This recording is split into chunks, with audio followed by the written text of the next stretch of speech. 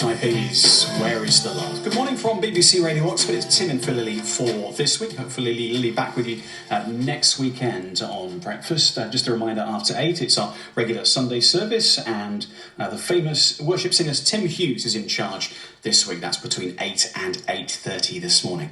Now, people, maybe you included have been very creative during lockdown, and our next guest, Anne-Marie Dupre, is no different. Anne-Marie's from Oxford, and she's been writing the Lockdown Diaries of Lapinette to help raise money for refugees. Here's an example of one of the entries from that diary.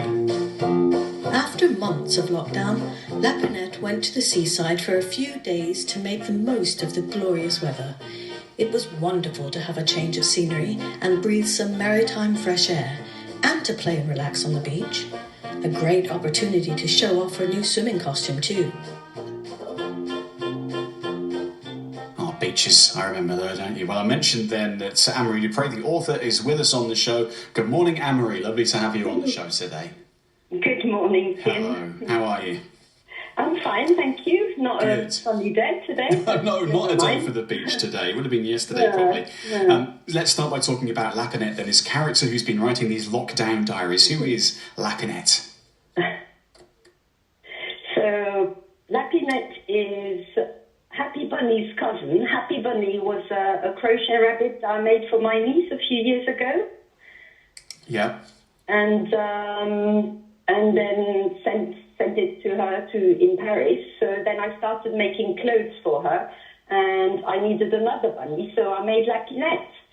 And then when we started the lockdown, where I live in Florence Park, there was a suggestion of doing a window cheer for people when they went out. So I started putting Lapinette in my window, as a window display. Mm-hmm.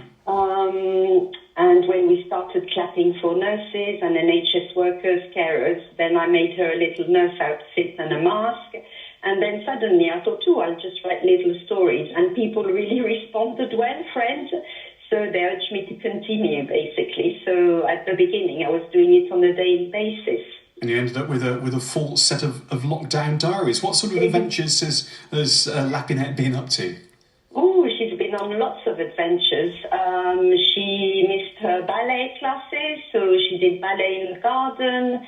She decided that we had such glorious weather that she did a bit of gardening, vegetables, but also flowers. She planted some clematis, so she thought it'd be a good opportunity to put into practice her carpentry skills. Like everybody else, she thought she'd had a go at baking bread. Yeah, we all done that, haven't we? Yes. Because we had such glorious weather and she couldn't travel, she remembered her Caribbean holiday, so she made a little Caribbean island in her garden. She remembered her school days. We all had time to reflect, so she played hopscotch because she used to love playing hopscotch at school.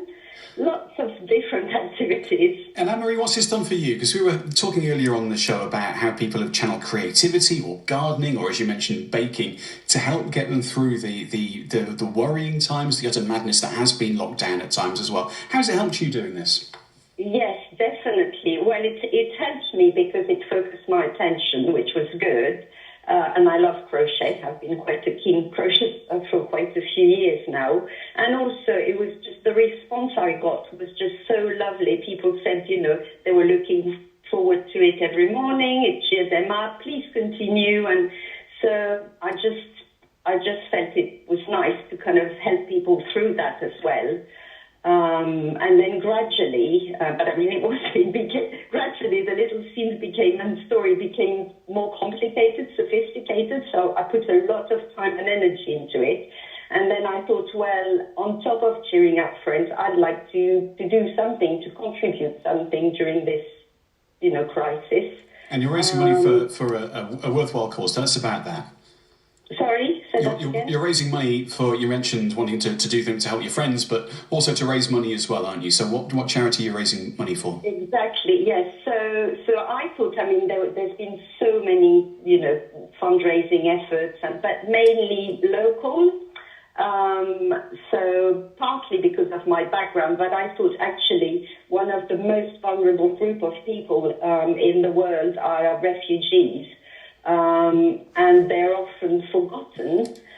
even more so in times of crisis, and especially with this COVID-19 crisis. I thought, these are people who can't really lock down. Well, they're locked down, but lock down, self-distance, take all the measures that we've been taking. So I thought there would be a very appropriate group of people to fundraise for. And also, I think it was back in April or May, there was the 2.6 challenge to raise money to help to support charities who were suffering during this. So it was in place of the London Marathon, wasn't it? Exactly. It's the 2.6. Yeah. So I thought I set up two fundraising pages. One is for a local charity called Asylum Welcome, who supports refugees and asylum seekers in Oxford, and the other one is for refugees around the world through UNHCR, the United Nations High Commission for Refugees. Yeah. And how's the fundraising going then? And have you got any sort of target in mind? Well, the fundraising at the beginning went quite well, but came a bit to a halt, because I think, my audience wasn't that wide at the beginning.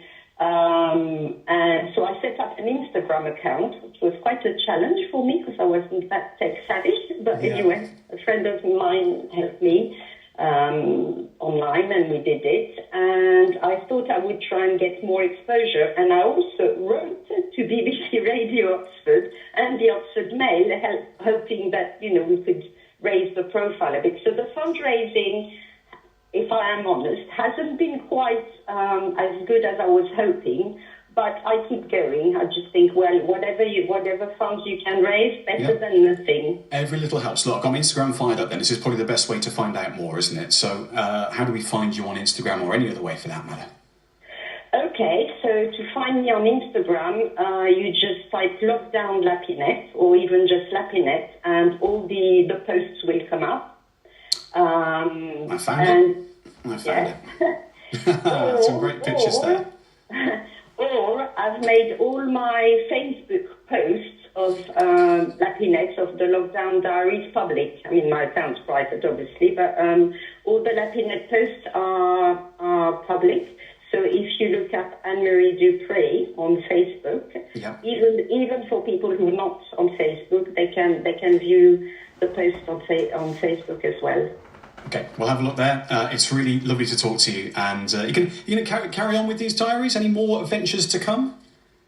Yes, I mean I'm not doing them on a daily basis anymore because it was taking a lot of my time. So I'm doing them weekly, every 10 days. But I keep to carry on for a while, and of course I'm hoping that maybe I'll turn them on, I don't know, a little book, an online, that people can order online, and that would continue raising funds. And I'm hoping that talking to you today will boost the fundraising, obviously. We're here to help, Anne-Marie, and it's lovely to talk to you. Thanks so much for your time today. So if we search for Lapinette on Instagram, it does show up. I'm just looking at some of the photos now.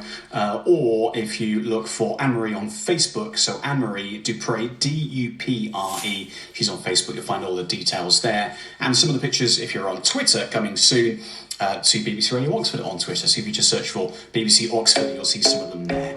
Anne-Marie Dupre with us on the show with the Lockdown Diaries of Lapinette. Support that if you possibly can. 10 to 8, here's Ed Sheeran. The club is